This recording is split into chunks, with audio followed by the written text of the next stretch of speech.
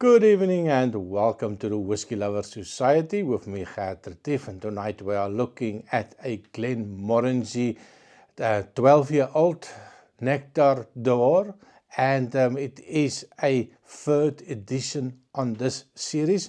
So yeah, it's always nice to go back to an old friend, something that you could find many years ago, something that I can look forward to, and I know that was one of the go-to drams when I travel. And most of the whiskey lounges, or in the lounge, they have some whiskies, and especially in Istanbul they always had the Glenmorangie that you can taste, normally the 10-year-old, and I was always excited. That was the cool down drink just between flights, just to make the life a little bit more bearable, sitting there waiting for your next flight. So yeah, it's quite an interesting one. It is of course a single malt from the Glenmorangie distillery.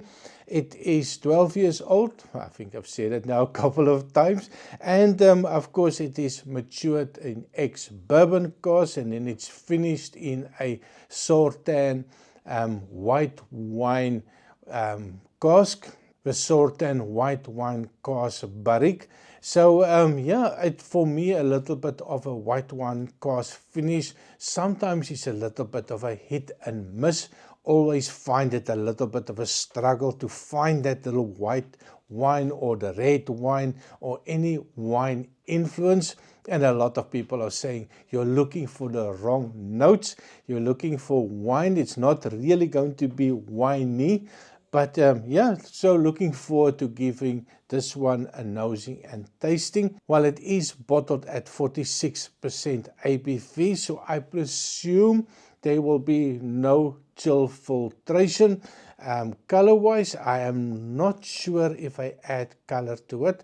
Again, I'm not... well, I don't do a lot of research. For me, it is all about the nosing and tasting.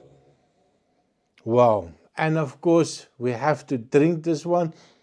And when I bring it to the nose and I just give it a little bit of an agitation, and when you are pulled into this nice friendliness of this whiskey, it is not a super strong whiskey.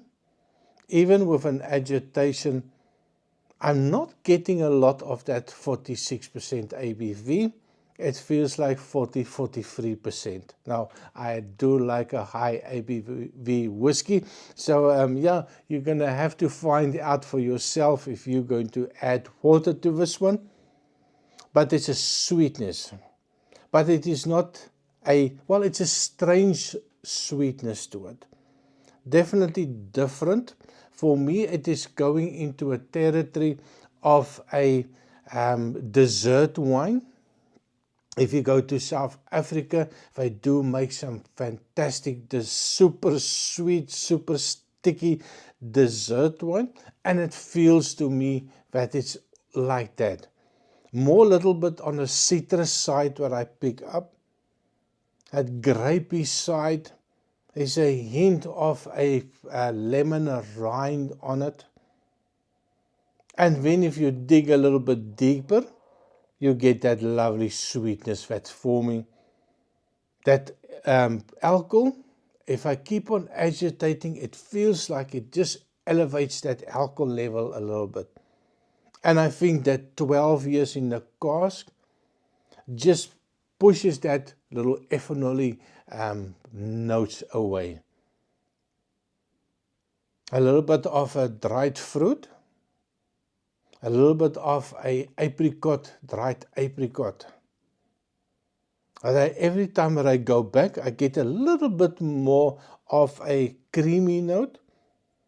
A little bit more of a that lemony note that comes out. Oh, that's really nice on the nose. Now on the taste, cheers. Woohoo, this is going to be a dangerous one. It's sweet, vanilla's coming through. Again, that sweetness that I that I was talking about when I talk about the wine from South Africa, that dessert wine. It's almost like that, but it's not that super sweet. I get vanillas. I get a hint of a, I'm struggling to find what fruit it is. It has a dried fruit component, but it is a little bit of a mixture between an apricot and maybe with a dash of banana in it.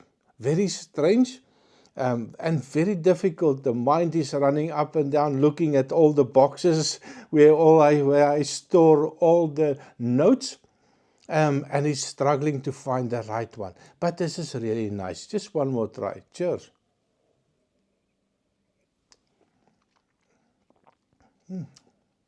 There's an oiliness to it. There's a little bit of a viscosity to it. It feels like I want to chew it after taking a nice sip. I want to chew it because it is a lovely, well, not really super viscous, but it is just, my mouth just wants to start chewing when I take this one. I had it in a couple of whiskeys before, and I like that. It feels like I'm getting way more than I will get from a normal bottle of whiskey. And the nose, really nice. It is not a complex whiskey. It is not a super sweet whiskey, but I think sometimes you need to tone it down a little bit. It doesn't have to be always that super sweet whiskies. And no, I'm a fan of them.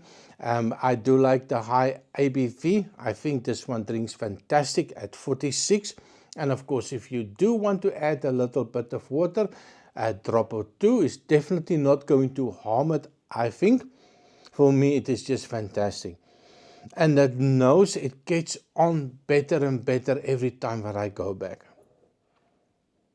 It's really a fantastic whiskey, and I would encourage you. Well, I'm sure most of my friends have tasted it before. I'm a little bit late to this party. Let me know in the comment what you think. Is this a whiskey that you would recommend? Of course, I will have a look at the price later and put it somewhere so that we know how much it will cost. But if it is at a good price point, I will definitely buy this one in the future, and I would encourage you to also give it a try if you are into that nice friendly whiskies, that you don't have to sit for hours, you don't have to pour it and wait 20 minutes, you don't have to wait for the bottle to drop to half the bottle before you're going to enjoy it. Now, a lot of people are asking me, well, what about the neck pour and all of those things? For me, if I pay a lot of money for whiskey, I want it to be nice from pour to finish. I do not have the time to spend 6 months waiting for that whiskey to change enough so that I like it. Just my little rant. So thank you very much for watching. Please remember to like, share and subscribe, and I see you next time. Cheers.